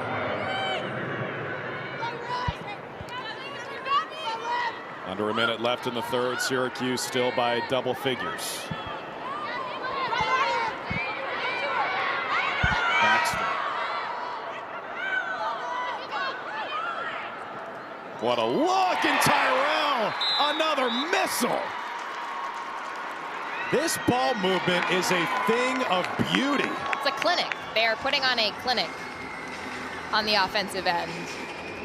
And UNC defensively does not have an answer for them. I don't think that it falls all on Nicholas in cage. I wonder maybe, do they make a goalie change here? Not because of necessarily her play, but just to give the defense a different look. Beautiful shot by Tyrell. You knew she was going to nail that one. Comes from the wing. That's a long pass. I'm surprised it wasn't picked off. But they're just firing on all cylinders here. They have the momentum. Can North Carolina take it back? Running clock to the end of the third quarter. When we return, we told you it's Alumni Day, but we tell you the story of maybe the most important, maybe the most special alum in this Syracuse program. It's Maddie Hartwick. We introduce her next. Well, through the Team Impact program, Syracuse brought in a very special part of their team. It's Maddie Hartwick, who is the Team Impact player for the Orange, now in her 6th year as part of this program. She has cerebral palsy, and Dana, she has brought so much joy to this group. These photos are absolutely adorable. She's so cute. I had a chance to talk with her pregame, and she had a stick in her hand, all excited when the Syracuse team ran out. I just think it's so important to have that perspective on your team. It's so much bigger than the wins and losses. Her older sister, Lilia, plays at Liverpool High School. She's a sophomore, and she made the varsity team. And before Maddie was a part of the Syracuse lacrosse team, she had never heard of or played lacrosse before. So that is how important and impactful being a part of a team can be, and I love to see that growth of the game. Her dad, David, her whole family's here in the stands, and just her smile brought a lot of joy. She's lighting up Alumni Day. She is. She is the spotlight. That's what she is. She is an alum, too. And she's cute as a button, so that doesn't hurt. 100%. One of the coolest parts about this program. Shout out to Maddie Hertwick and her whole family and this whole Syracuse program bringing her in. And for Kayla Trainer recognizing the impact of the importance of it's not just about wins and losses. I think that perspective is important when you get lost in the minutia. Quick stick from Hallie Simpkins. Delaney Schweitzer's got it. Syracuse leading by 11 as we start the fourth quarter. The clock is running with that double-digit lead.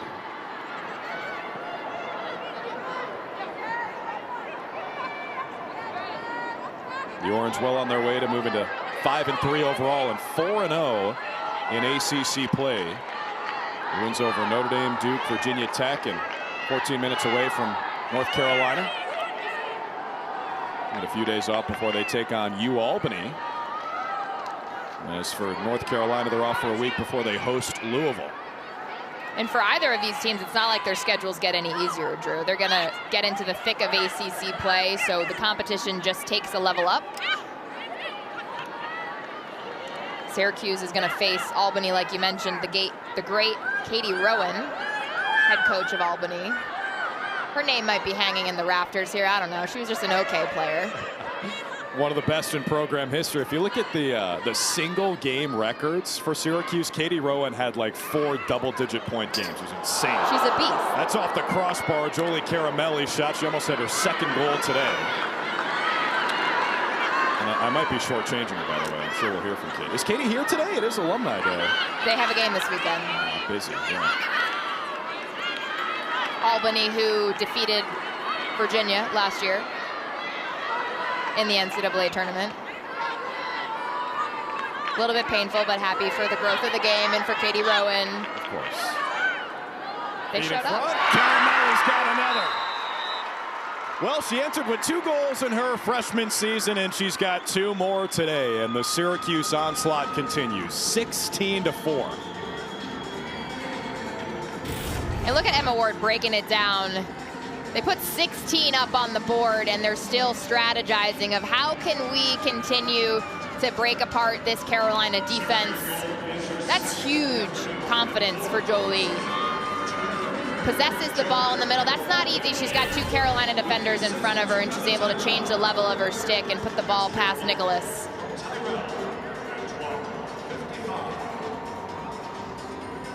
I think teams are going to have her on the scouting report from here on out. You're not a secret anymore, my friend. They've got 44 on the scouting report. Better add 33.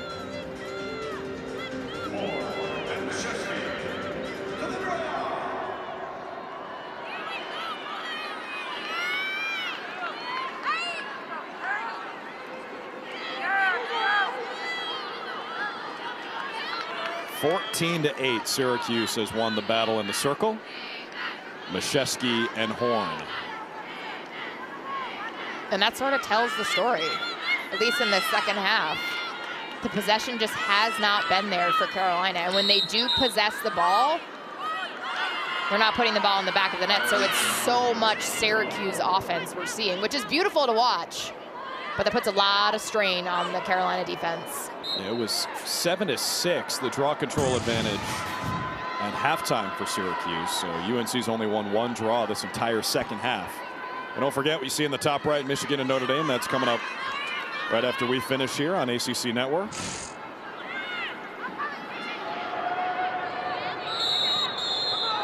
Not too much contact. Coco Vandiver, the sophomore out of Baltimore. That'll be a yellow card against Syracuse. 16 white with the cross check, 2 minutes, releasable. So that cross check is when the stick goes horizontal. Good call by the officials.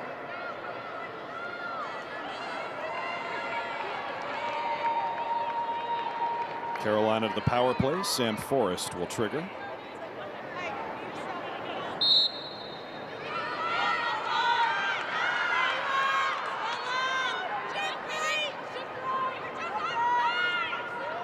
It's kind of bizarre to see UNC with only 4 goals in a fourth quarter. Think about all the offensive talent that's come through here. Now, we did mention this earlier, and I'm sure Carolina's tired of talking about it, but the injuries they suffered before the season were brutal and tough to overcome as Kylie Motice buries that goal. A power play marker for the sophomore out of PA. And it's been really Motice and Godin the last few games that have been the scoring catalyst that Carolina needed. And you see her get it done here. They make it look easy. We just need more of that offensive production. With the assist to Caroline Godin. That's Motice from Godin. Man of goal at 10. Dolly's 16th goal of the season. Another assist for Caroline Godin. Her second today. Kayla Trainer still coaching even though her team is up by double figures. She was thinking they were offsides. There you go. Calling the name by her, the official by her first name. That's when you know she's serious.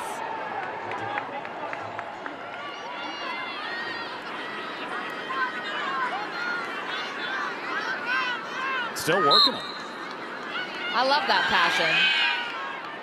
Both these coaches, Jenny Levy and Kayla Trainer, have a true passion for the game. You think? Oh, Syracuse in a hurry.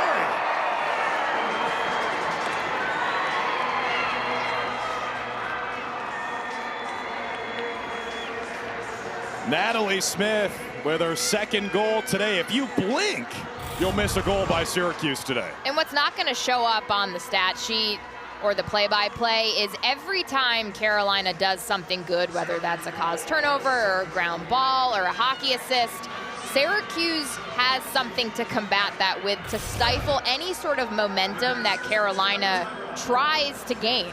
They just have an answer for it, and then that time it was Nat Smith. They're almost scoring at will at this point, and if you're Carolina, you're playing for your pride here.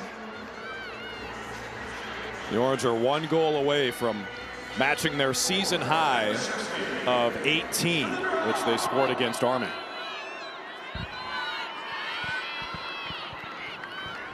See, they've tied the most they've ever scored against North Carolina.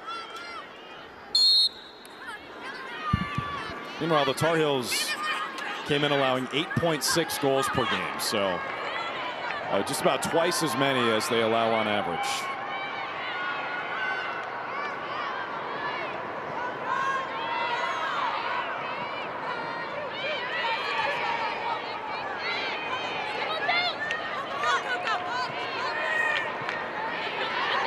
There's Dirks. You mentioned something earlier, Dana, about the parity in this game. It feels different than it has the last couple of years. Really no idea right now who the best team in the country is. I think Northwestern sits at the top, and then it's sort of a hot mess express for the rest of the teams. Everyone's in a great way. Yeah. Everyone's beating each other up. Maryland beats JMU. Maryland beats Syracuse in overtime. Syracuse beats Virginia Tech. Now they're going to beat UNC. JMU beats UNC. It's a hot mess express in the best way. Oh, Natalie Smith. A hat trick for the senior. Cue up Soldier Boy again.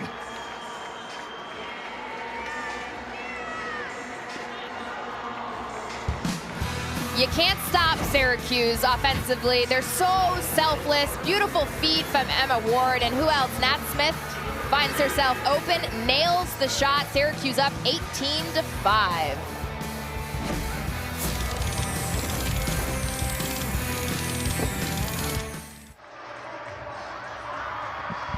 They say, I love Emma Ward here at the Dome. Who Same. doesn't? Who doesn't? Just had an assist on Natalie Smith's third goal. Ward's got 2 goals and 2 assists today. So we take a look at the scores around the NCAA. Is Notre Dame about to do it again? Spicy. Oh. We're getting spicy. Notre Dame, Boston College. I think that was a little bit of a toss-up. Notre Dame almost lost to Brown. Boston College ranked #1. That's a great ACC matchup. Look, Maryland. The Irish love playing against the #1 team in the country. They do. They took down Northwestern. Woo. We love the parity. Look at the Who's, too.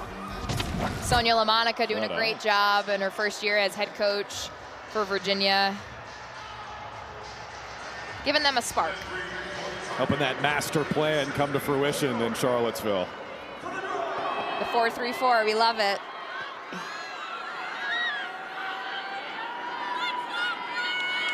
Will you admit that Cafe Cubal is better than Bodo's now? For coffee, yeah, sure. Wait till you have an upstate grinder. It'll change your mind. But my ride or die, Bodo's. Francesca's was amazing last night. Utica greens. Whew. I never had them before. Literally still full. Chicken riggies, that was the recommended dish. I mean, a Syracuse delicacy. I just like the name, that's sort of why I picked it.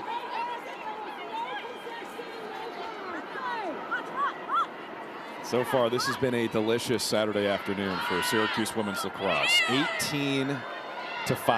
They've matched their season high for goals, which they did against Army. They have set a record in this series against North Carolina, 18 goals.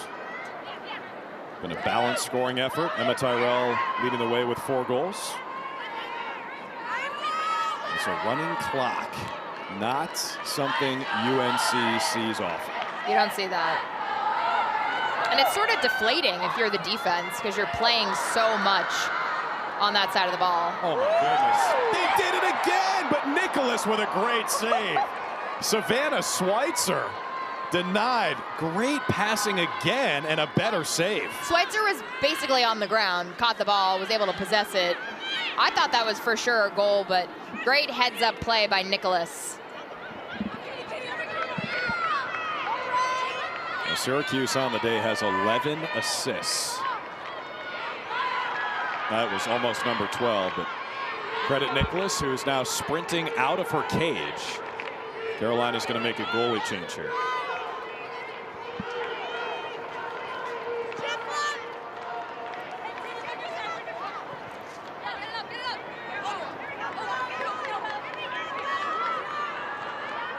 Stella Harrison for UNC. And sometimes when you make a goalie change, the defense just responds a little bit different, just coming in without a lot of reps, no live shots, so the defense can play a little bit harder in front of a new goalkeeper. Metro Junior out of Virginia on the other side of the field. And Syracuse will stay on defense here as the Tar Heels win the backup. Walked on the treadmill next to Stella Harrison this morning. Was the whole team in the gym today? Pretty much. It was injured reserve and me, who I essentially is also an injured reserve. They ran on the treadmill, I walked. Hit the bike. Hey, as long as you get in there, that's all that matters. Incline walk. It's tough. Don't discount it. It's tough.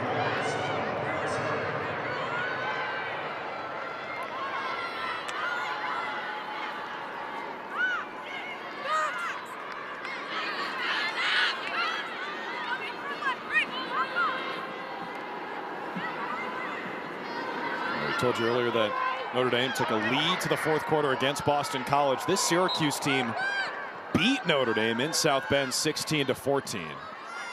And so you've seen the ceiling of really all these programs in the ACC. Today, Dana, may be the most impressive performance of the season. This is the most complete I've seen Syracuse this season. Now, it's still early. We're in mid-March. But they're playing against a really good Carolina defense, so I think that says something. Look at Tyrell changing direction.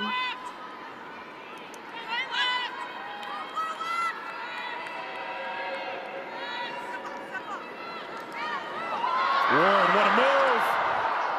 Bouncer, and Harrison cleans it up. I feel like the move would have been cooler than the actual score.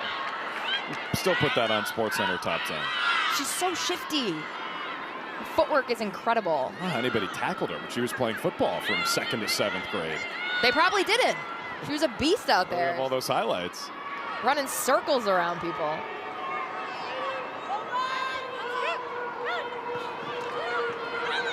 And folks, if you're looking for Michigan Notre Dame men's lacrosse, that is started over on ACC Network Extra. And we'll get you there as soon as we finish here at the Dome. That's a good game, Michigan Notre Dame. Leah Mentiman back in cage for Notre Dame. Shepard back there on the defensive end. A lot of people are wondering, can the Irish repeat? Smith, you see the speed. What do you think, Dana? Can they? I don't know if I can bet against the Who's there. Be a little bit of a homer. Those teams are good. Ward on the shovel attempts. I mean, there's been parity on the men's side, too. Hopkins, are they back? That's another question. They beat Virginia. And then they lost to Syracuse. Hot Mess Express on the men's side, too. Hopkins just lost to Navy. I think, OT. yeah, earlier this week. How about Army, #1 in the country? I don't know was up there earlier. who's doing the rankings for both men's and women's, but like they just seem off to me. It's a tough job. Smith left her defender in the dust, and Forrest fouled her. I just don't think Army should be #1 based off Why who they've not? played and who they haven't played. Who would you put at #1? Everyone else is lost. True. That's a tough question. I mean, if you're undefeated. Yeah, but if you're undefeated and you haven't played top competition, are you #1? Natalie Smith with her 4th goal today. Why don't you go tell some people on Army's campus that? I'm not going to do that. Why don't you go to West Point Hopefully and say they're not you guys listening. are overrated? Hopefully they're not listening. Great job changing her levels. Quick first step. She makes it look so easy. I have been saying that all game, but it's true. It's effortless for Nat Smith. 19 for Syracuse. 19 against Carolina, which since the season opener against JMU hadn't allowed more than 10 goals in a game. 7 in a row. Jenny Levy and company, it'll be back to the drawing board before they host Louisville a week from today. And they get Northwestern after that. I was going to say a quick turnaround, and then they are at Boston College. So Good the luck. road does not get easier for either of these teams. And then in April, we get into ACC tournament play, and then it's just a gauntlet.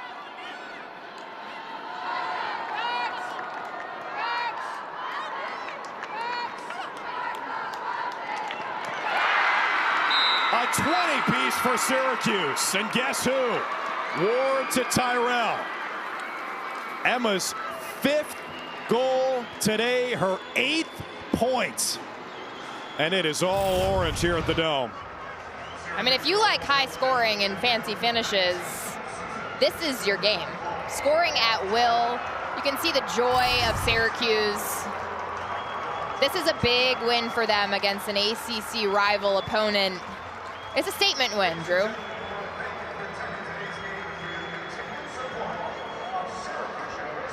North Carolina Tar Heels' worst margin of defeat in program history.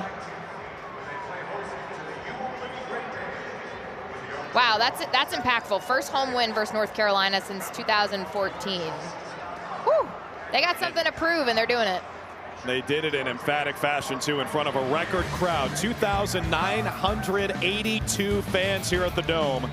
Largest single game in program history for Syracuse women's lacrosse.